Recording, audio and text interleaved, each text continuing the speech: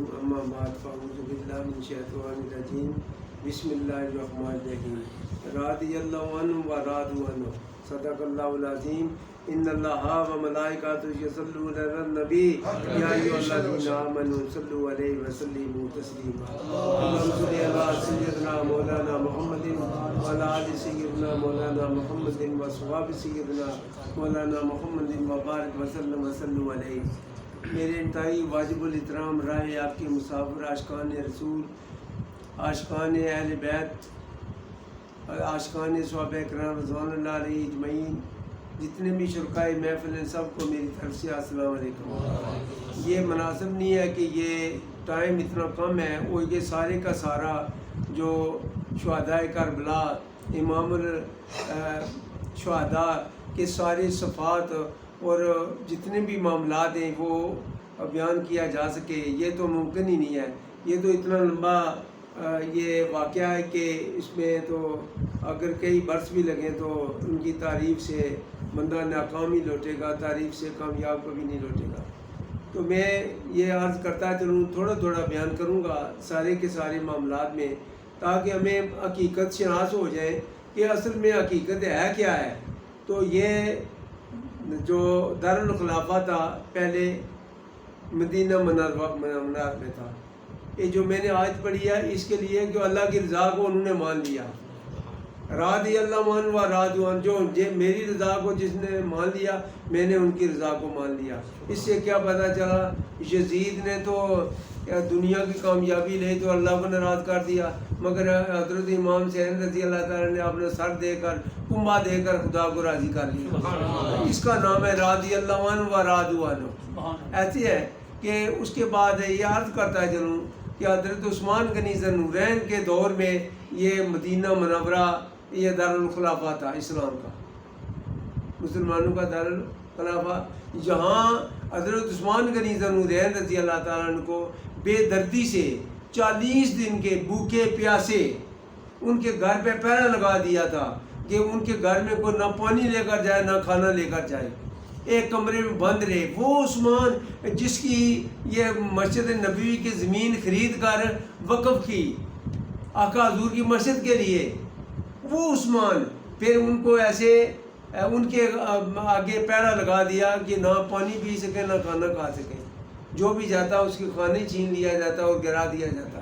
ان کو بے دردی سے شام کے ملک سے سیاہ پوش گھوڑوں میں آئے تو میرے آقا حضور کی بیٹی کی اس چار دیواری کی پامالی کرتے ہوئے اندر گھسے، اور اندر گھس کر ایسے کیا کہ ایک لائن نے ان کی داڑھی پکڑی، دوسرے نے لوہے کی سلاخ ان کے سر پہ دے ماری۔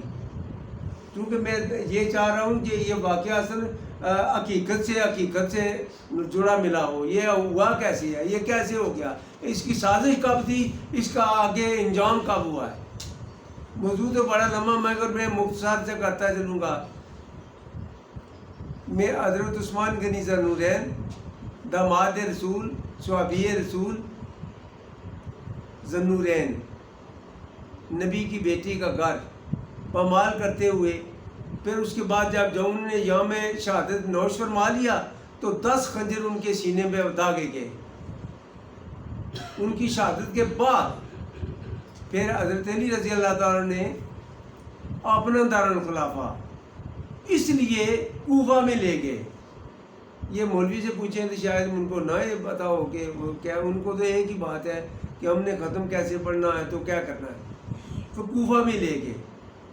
اس کا مطلب یہ تھا کہ میرے آقا حضور کے شہر میں کوئی قتل عام نہ ہو، شہر کی گستاخی نہ ہو، غیر بے ادبی نہ بے حرمتی نہ ہو، اس لیے انہوں نے حضرت علی رضی اللہ تعالیٰ نے دارالخلافہ کوفہ میں لے گئے۔ جب حضرت امام حسن حسین رضی اللہ تعالیٰ عنہ کوفے میں تیار ہوئے، صحابہ کرام رضوان اللہ علیہ اجمعین ہاتھ باندھ کر عرض کرتے ہیں، اے امام الانبیاء، اے امام الشہداء، اے اہل بیت، یہ کوفے نہ جائیں، ان لوگوں کی وفا پہ ہمیں کوئی اعتماد نہیں ہے، آپ نہ جائیں۔ تو 12 من منع کرتے رہے، مگر یہ بات پہلے سے طے شدہ تھی. مائی فاطمہ الزہرا، فاطمہ بطول رضی اللہ تعالیٰ عنہ، یہ ان کے دور سے یہ پہلے سے بات طے شدہ ہو چکی تھی. انہوں نے کہا میں تو یہ جانا ہی جانا.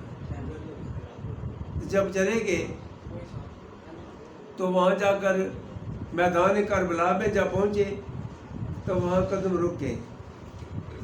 پچھلے جمعے میں تو مولوی صاحب یہ کہہ رہے تھے کہ وہ رات گھومتے رہے تو صبح دیکھا پھر وہیں تھے، پھر رات گھومتے رہے پھر صبح دیکھا وہیں. جو راستہ بتانے والے خوب بھول کیسے سکتے ہیں؟ وہ مولوی صاحب اگر تمہارا عقل کام کرتا، وہ تو رہنما ہے دین کے، نبی کے پاس نوازہ رسول ہے، وہ دین کے رہنما ہیں. تو یہ کیسے ہو سکتا ہے؟ یہ کیا کر رہے ہو؟ وہ ایسے رہا. وہاں قدم ٹھہر کے انہوں نے دیکھا کہ جو مٹی ہے وہ سرخ ہو گئی ہے. میرا یہ ٹھکانا ہے. تو 9 دن تک بھوسے پیاسے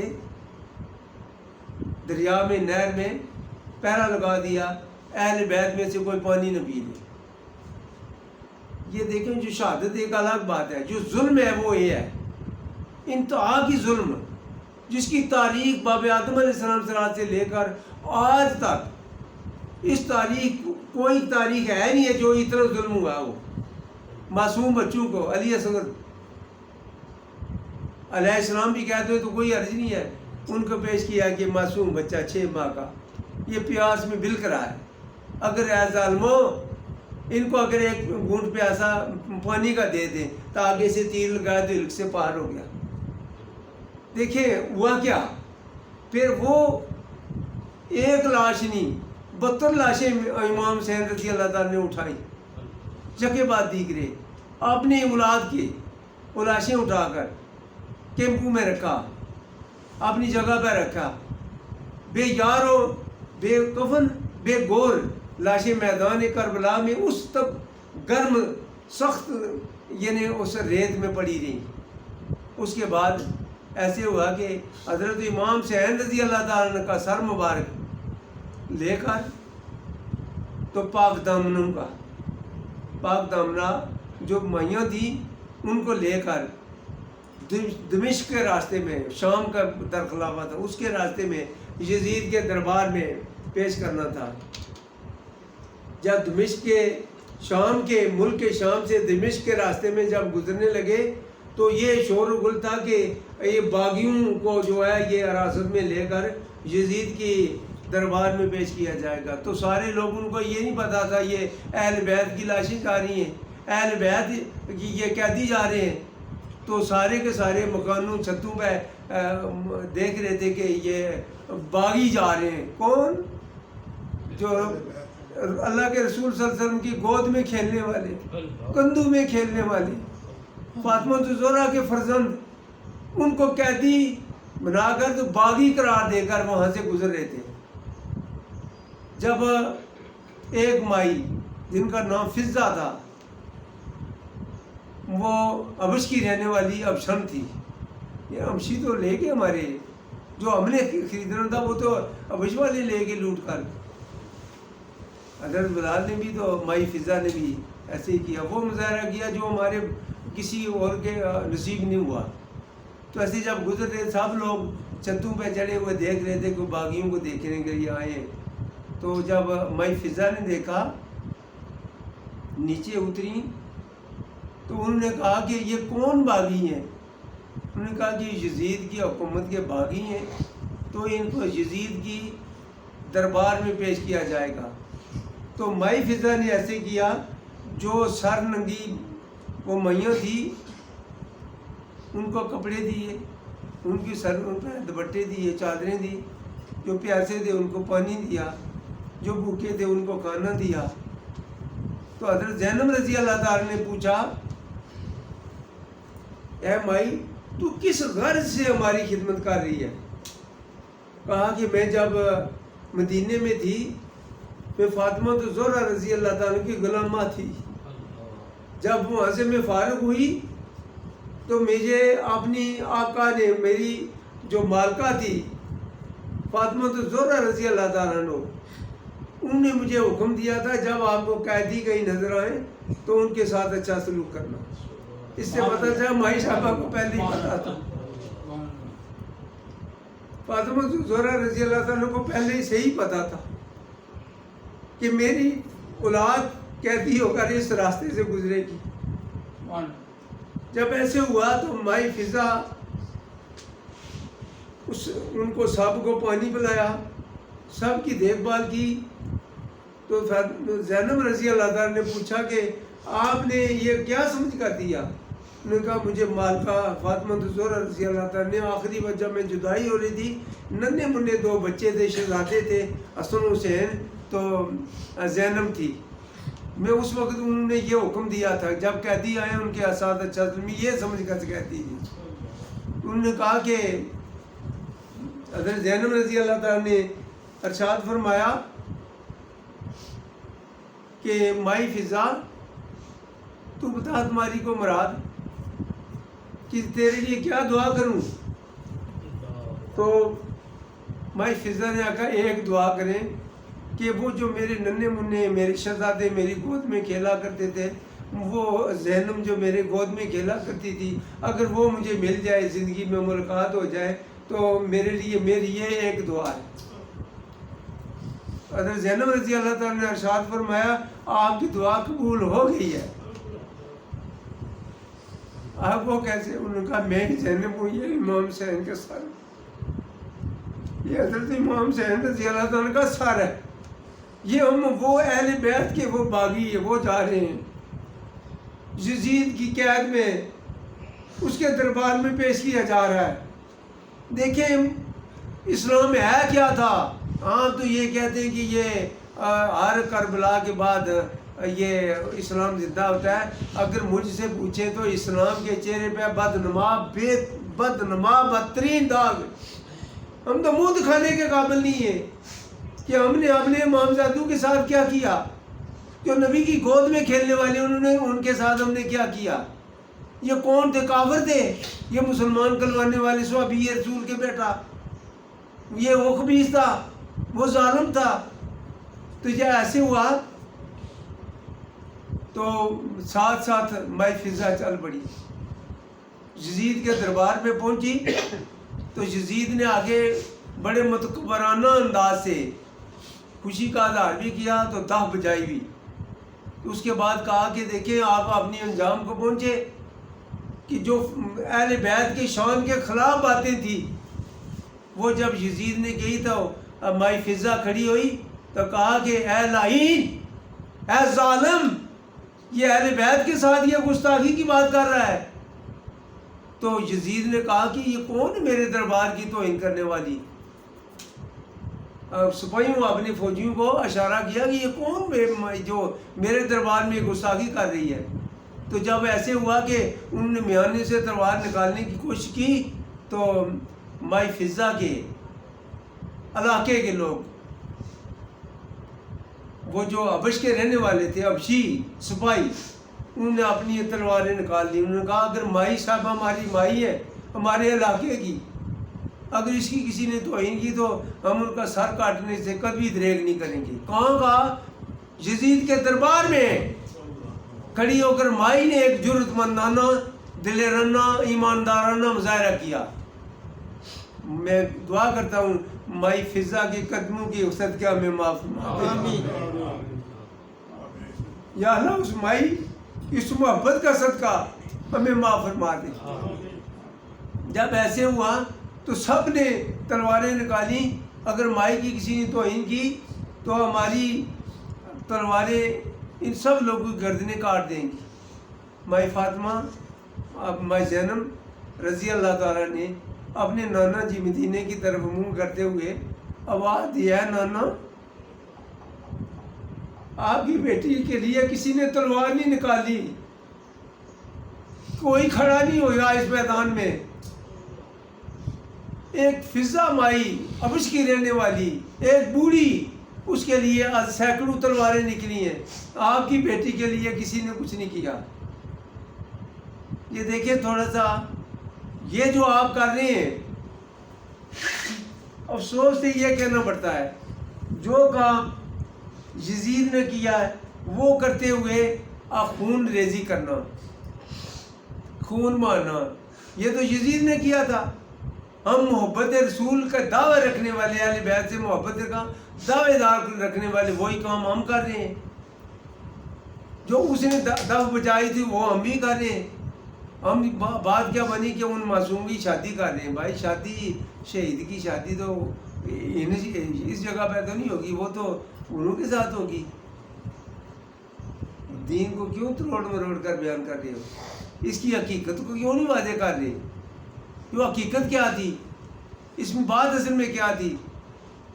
تو وہ ہم ایسے کریں کہ وہ لباس پہنے جو اہل بیت سے محبت کرتے ہیں، جو محبت کرنے والے لوگ تھے۔ ان کو 10 محرم میں انہوں نے روزہ رکھا ہے شان اہل بیت کے لیے، شہداء کربلا کے لیے انہوں نے روزے رکھے، چاہے جتنا چاہے ہمیں پیاس ستا لے، چاہے جتنی مرضی بھوک ستا لے، ہم امام حسین کے ساتھ ہیں۔ ہم آج روزہ رکھیں گے، یہ روزہ ہم اپنے شہداء امام حضرت امام حسین رضی اللہ تعالیٰ عنہ کی، ان کے اہل بیت جتنے بھی ہیں شہداء کربلا کی خدمت میں حاضرہ تحفہ پیش کریں گے۔ یہ ہے محبت۔ اس طرف تو ہم نے پھر یہ بھی نبی پاک صلی اللہ علیہ وسلم کی سنت کے تعلق اور نماز سے بالکل ہی فارغ۔ روزے کا تحفہ تو پیش کرنا کوئی درکنار رہا، نماز کا بھی تحفہ نہیں دیا۔ جس امام حسین رضی اللہ تعالیٰ نے تلواروں کے سائے میں نماز کو ادا کیا، اپنے نانے جی کی سنت پوری کی، اللہ کا فرمان عالی شان کو قبول کیا، وہ ان کا طریقہ تو یہ تھا۔ طریقہ جو اہل بیت کا تھا اس پہ تو چلتے نہیں ہیں۔ اہل بیت کا طریقہ چھوڑ کر یزید کے طریقے پہ چلنا، پھر محب اہل بیت کروانا، یار میری سمجھ سے بالاتر ہے۔ اگر کسی کو یہ بات کڑوی لگے تو لگے، مگر میں نے قرآن اور حدیث کی عین روشنی کے مطابق جو میں نے بیان کیا کما حق ہوئی ایسے ہی ہے۔ اس میں کوئی میں نے دیانت نہیں کی، بے شک کوئی میں نے ایسی بات نہیں کی۔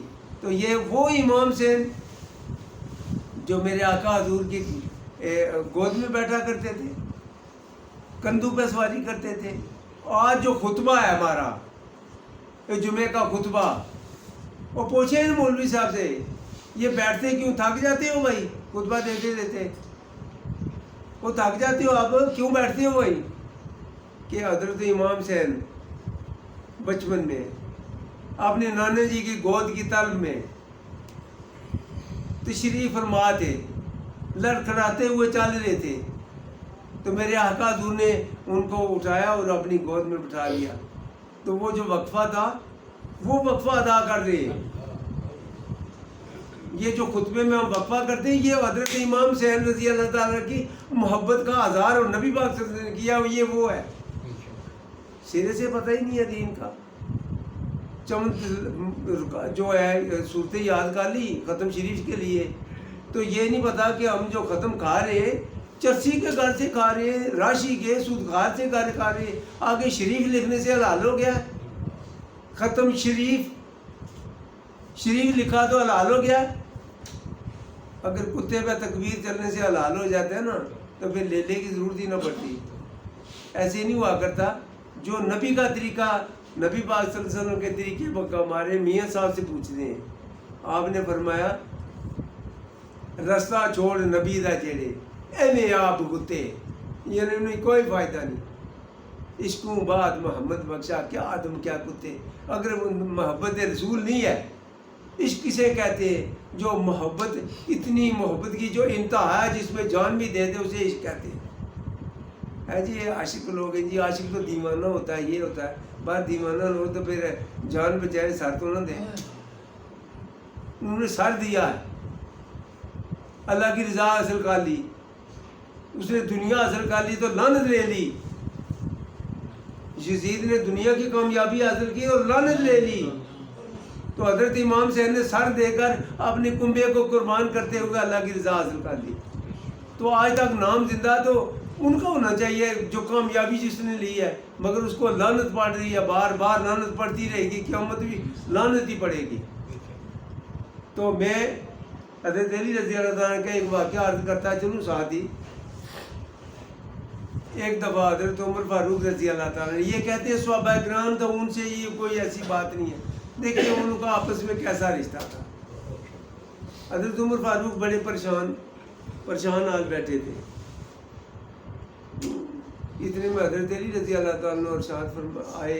انہوں نے پوچھا کہ اے عمر آپ پریشان نظر آتے ہیں, وجہ کیا ہے؟ انہوں نے کہا کہ حضرت حذیفہ میرے آقا حضور کے بڑی منظور نظر تھے. حضرت حذیفہ تشریف لائے, انہوں نے کوئی 4 باتیں کی ہیں تو میں ان کی وجہ سے پریشان ہوں. حذیفہ کو کیا ہوا, یہ پاگل ہو گیا؟ انہوں نے کیا کہا, اسے کیا پتہ جی کیا علم علی کے بارے میں ناطق قرآن ویسے نہیں لوگ کہتے تھے. یہ اس میں وجہ کیا ہے؟ کہا کہ یہ انہوں نے بات کی ہے کہ جو میرے پاس ہے وہ تو اللہ کے پاس بھی نہیں ہے. یہ بات کی کس نے؟ حضرت حذیفہ رضی اللہ تعالیٰ. جو میرے پاس ہے وہ تو اللہ کے پاس بھی نہیں. یہ دیکھیں, آپ مانتے ہیں اس بات کو؟ آپ مانے کافر ہو جائیں. آپ مانے, ان سب میں سے کوئی ایک بھی مانے گا تو کافر ہو جائے گا. انہوں نے کہا یہ کہ حضرت علی رضی اللہ تعالیٰ نے ارشاد فرمایا سچ کا, تسلیم کر لیا, سچ کا. حذیفہ نے سچ کا. دوسرا یہ فرمایا کہ جو میں کر سکتا ہوں وہ تو خدا بھی نہیں کر سکتا. تو یہ بات ایک بڑی پریشانی. یہ دیکھیں یہ کیا کہا انہوں نے. تو آپ نے فرمایا کہ یہ تو سچ ہی کہا. تیسری بات کی کہ میں فتنے کو پسند کرتا ہوں, فتنے سے پیار بھی کرتا ہوں. یہ بات انہوں نے کیا دی, حضرت حذیفہ رضی اللہ تعالیٰ نے یہ بات کی ہے. تو یہ بھی تسلیم کر لی حضرت علی رضی اللہ تعالیٰ نے, یہ بھی میں نے, انہوں نے سب سچ کہا. اگر آپ بات مانیں تو کافر ہو جائیں. مگر پاک پلیت نہ ہوندے توڑے رہندے وچ پلیتی وہ صاحب نظر تھے, جاننے والے. تو مقام لاہوت کے بادشاہ تھے وہ.